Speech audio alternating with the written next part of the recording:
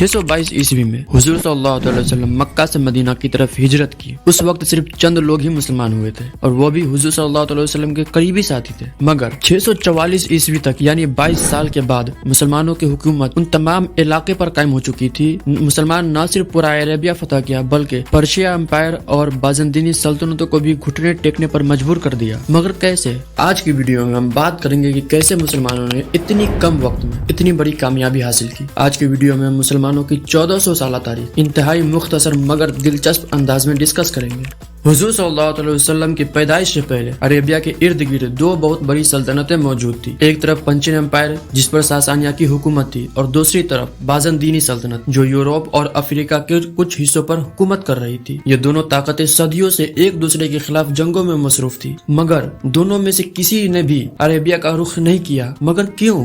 इसकी वजह यह थी कि यह सारा इलाका शहरा पर मुश्तमिल था। इसमें ना तो पानी था और ना ही दीगर सहूलियात। इसीलिए दोनों ताकतों ने कभी भी अरेबिया का रुख करने की जहमत नहीं की। 570 ईस्वी में हुजूर सल्लल्लाहु अलैहि वसल्लम मक्का में पैदा हुए और 40 साल की उम्र में आप सल्लल्लाहु अलैहि वसल्लम को 622 ईस्वी में हजरत जिब्रील अलैहिस्सलाम के जरिए पहली वही मौसूल हुई और यहीं से इस्लाम का बाकायदा आगाज हो गया। हुजूर सल्लल्लाहु अलैहि वसल्लम को मक्का में बहुत ही मुश्किलात का सामना करना पड़ा। इसलिए हुजूर सल्लल्लाहु अलैहि वसल्लम 622 ईस्वी में अपने चंद साथियों के साथ मक्का से मदीना की तरफ हिजरत फरमाया और यहीं से इस्लामी कैलेंडर यानी हिजरी सन का आगाज हो गया। मदीना में हुजूर सल्लल्लाहु अलैहि वसल्लम और सहाबे किराम की मेहनत से इस्लाम फैलना शुरू हुआ और मुसलमानों की तादाद में इजाफा होता गया। 632 ईस्वी में हुजूर सल्लल्लाहु अलैहि वसल्लम इस दुनिया से पर्दा फरमा गए, मगर अब तक मुसलमान एक अच्छी और मुस्तहकम पोजीशन में आ चुकी थी। हुजूर सल्लल्लाहु अलैहि वसल्लम के वसाल के बाद हजरत अबू बकर रदियल्लाहु ताला अन्हु मुसलमानों के खलीफा मुंतखब हुए और उन्होंने अपनी खिलाफत के 2 साल में अरेबिया के बहुत से इलाके फतह किए। हजरत अबू बकर रदियल्लाहु ताला अन्हु के बाद हजरत उमर रदियल्लाहु ताला अन्हु मुसलमानों के खलीफा मुंतखब हुए और हजरत उमर रदियल्लाहु ताला अन्हु के दौरे खिलाफत में मुसलमानों ने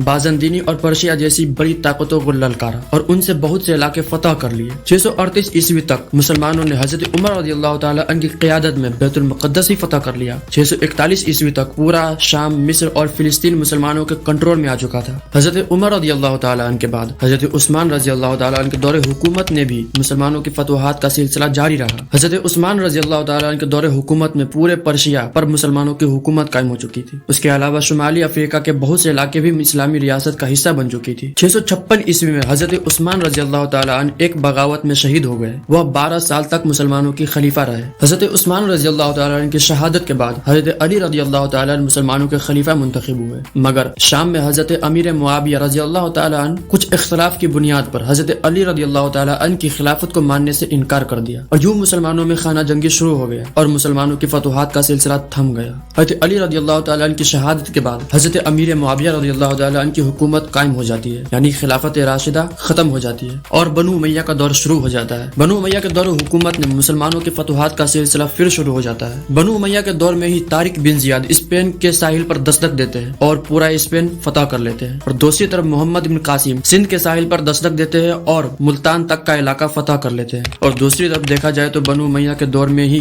वाक़या करबला जैसा दिलखराश वाक़या पेश होता है और हुजूर सल्लल्लाहु अलैहि वसल्लम के नवासे ज़बह कर दिए जाते हैं। 749 ईस्वी में बनु अब्बास बनु उमैया के खिलाफ बगावत कर देती है और कूफा पर कब्जा कर लेता है। 650 ईस्वी तक स्पेन के अलावा बाकी तमाम इलाकों पर अब्बासी अपनी हुकूमत कायम कर लेती है। बनु अब्बास और बनु उमैया में फैसला कुन जंग लड़ी जाती है जिसमें बनु उमैया को शिकस्त का सामना करना पड़ता है और उस वक्त अब्बासी खिलाफत दुनिया की सबसे ताकतवर इस्लामी रियासत थी। अब्बासियों के शुरू के दौर को मुसलमानों का सुनहरी दौर कहा जाता है, गोल्डन पीरियड ऑफ इस्लाम, क्योंकि उस दौर में मुसलमानों ने साइंस, आर्ट, सकाफत में और अदब में अपना लोहा मनवाना शुरू कर दिया था। 1000 ईस्वी तक अब्बासी खिलाफत भी कमजोर पड़ जाती है और दूसरी तरफ सल्जुक सरदारान अपनी हुकूमत कायम कर लेती है और तीसरी तरफ फातिमी खिलाफत भी कायम हो जाती है। मगर सल्जुक सल्तनत में ताकत किसी एक सरदार के पास नहीं थी, बल्कि बहुत से सरदार छोटे छोटे इलाके पर हुक्मरानी कर रहे थे। मुसलमानों का इस कमजोरी का फायदा उठाते हुए सलीबियों ने बैतुल मुक़द्दस पर दोबारा कब्जा कर लिया। मुसलमानों की इस डूबती नैया में आखिरी कील मंगोलों ने ठोका। मंगोलों ने जब सल्जुकी इलाके का रुख किया तो सल्जुक सरदारान ने बिना किसी मुजाहिमत के मंगोलों के सामने हथियार डाल दिए। 1200 1858 में मंगोलों ने एक बड़ा हमला करके बगदाद को भी जमीन बोझ कर दिया और यूं मुसलमानों की हुकूमत खत्म कर दी गई। लेकिन मंगोल जल्द ही मुसलमानों की रहन सहन और मजहब से मुतासिर होकर मुसलमान होते गए। चंगेज खान के वफात के बाद 1300 ईस्वी में मंगोलों में खाना जंगी शुरू हो जाती है और मंगोलिया सल्तनत 4 हिस्सों में तकसीम कर दी जाती है। इन 4 में से 3 हिस्सों पर काबिज मंगोल हुक्मरान इस्लाम कबूल कर लेते हैं। जब मंगोल खाना जंगी की वजह से कमजोर होते गए तो अनातोलिया में मौजूद उस्मानी तुर्कों ने उस्मान गाजी की क़यादत में उस्मानी सल्तनत की बुनियाद रख दी। 1400 ईस्वी तक उस्मानी तुर्कों ने बहुत से इलाकों को फतह करके उस्मानी सल्तनत में शामिल कर लेते हैं। 1453 ईस्वी में सुल्तान महमद फातेह ने कुस्तुन दुनिया फतह करके बाज़ंदीनियों की 1000 साला हुकूमत खत्म कर देते हैं। 1452 में सलीबियों ने स्पेन और पुर्तगाल मुसलमानों को शिकस्त दी और स्पेन पर दोबारा कंट्रोल हासिल कर लिया। 1600 ईस्वी तक 3 बड़ी इस्लामी रियासत कायम हो चुकी थी। पहली रियासत उस्मानी सल्तनत थी जो मौजूदा तुर्की, मशरकी यूरोप और अफ्रीका तक फैली हुई थी। तीसरी रियासत सफवी रियासत थी जो आज के ईरान और इराक के कुछ हिस्से पर शामिल था और तीसरी रियासत मुगल सल्तनत थी जो आज के अफगानिस्तान, पाकिस्तान और इंडिया पर मुश्तमिल थी। 19वीं सदी में अंग्रेज तिजारत के बहाने इंडिया में दाखिल हुए और यहाँ के हुक्मरानों की कमजोरियां देखकर यहाँ पर कब्जा करना शुरू कर दिया। 1857 में एक नतीजा खेज जंग लड़ी गई जिसमें अंग्रेज बगावत को कुचलने में कामयाब रहे और बड़े सगीर पर काबिज हो गए। अफ्रीका में भी उन ममालिक ने अपनी कानूनियां बनाना शुरू कर दी। अफ्रीका के कुछ हिस्से पर फ्रांस ने कब्जा कर लिया। 1882 में बरतानिया ने मिस्र पर भी कब्जा कर लिया। 1914 में जंग अजीम अव्वल हुई जिसमें उस्मानी सल्तनत ने जर्मनी के साथ जंग में कूदने का फैसला किया, मगर उस जंग में उस्मानियों की शिकस्त का सामना करना पड़ा, जिसके बाद उस्मानी सल्तनत के जेर इंतजाम इलाकों को फ्रांस और बरतानिया और रूस ने आपस में बांट लिया और खिलाफत खत्म कर दी गई। और 1933 में मुस्तफा कमाल अता तुर्की की क़यादत में तुर्की एक सेकुलर मुल्क बनकर उभरा। जंग अजीम अव्वल के बाद अंग्रेजों ने मुख्तलिफ एथनिसिटीज रखने वाले लोगों को यहाँ पर मुंतकिल किया और यहाँ पर इंतहाई चालाकी से इस तरह बॉर्डर खींचे के जिससे मुख्तलिफ एथनिसिटीज रखने वाले एक मुल्क में अक्सरियत और दूसरे मुल्क में अकलियत में आ गए। आज अगर मिडिल ईस्ट की ये हालत है उसकी वजह उस वक्त अंग्रेज की जानिब से उस वक्त खींचे गए बॉर्डर है। दूसरी जंग अजीम के बाद बरतानिया कमजोर हो गया, मगर जाते जाते बड़े सगीर को भी इंतहाई मशकूक अंदाज में तकसीम कर दिया, जिसकी वजह से पाकिस्तान और भारत अब तक 4 जंगें लड़ चुकी है। 1928 में जाते जाते बरतानिया मिडिल ईस्ट को इसराइल का तोहफा दे गया। 1948 में अरब ममालिक इसराइल के कयाम के खिलाफ खड़े हो गए, मगर इसराइल ने बरतानिया आशीर्वाद से अरबों को शिकस्त दी और अपने पंजे मजीद मजबूत कर लिए। 20वीं सदी में अरब और इसराइलों में कई जंगें हुई, मगर हर बार अरबों को शिकस्त का सामना करना पड़ा। नए बनने में मुस्लिम ममालिक ने भी मुख्तलिफ निजाम हुकूमत कायम कर ली। शाम, तुर्की और मिस्र सेकुलर मुल्क बनकर उभरे, जबकि सऊदी अरब ने वहाबिज्म और ईरान शियाज़म को अपना दौरे हुकूमत बनाया। 1989 में सोवियत यूनियन ने अपनी फौज अफगानिस्तान में उतार दी। अमेरिका ने पाकिस्तान और सऊदी अरब की मदद से सोवियत यूनियन को अफगानिस्तान में सबक सिखाने का प्लान बनाया। प्लान के मुताबिक पाकिस्तान को अमेरिकी डॉलर और सऊदी रियालों से मुजाहिदीन तैयार करना था। सब कुछ प्लान के मुताबिक रहा और सोवियत यूनियन को अफगानिस्तान में शिकस्त का सामना करना पड़ा। 9/11 के बाद अमेरिका अफगानिस्तान में अपने ही बनाए हुए मुजाहिदीन पर चढ़ दौड़ा। पाकिस्तान ने एक बार फिर अमेरिका का साथ दिया, जिसके बाद यही मुजाहिदीन या तालिबान पाकिस्तान के खिलाफ हो गए, जिसका खामियाजा पाकिस्तान आज तक भुगत रहा है। 2011 में मिडिल ईस्ट में अरब स्प्रिंग की तहरीक शुरू हुई, जिसने कई ममालिक के बादशाहों का तख्ता उलट दिया, मगर जहाँ तख्ता न उल्टा जा सका वहाँ सिविल वॉर ने ममालिक को तबाह करके रख दिया। आज मिडिल ईस्ट में चंद एक ममालिक के अलावा बाकी तमाम ममालिक खाना जंगी का शिकार है।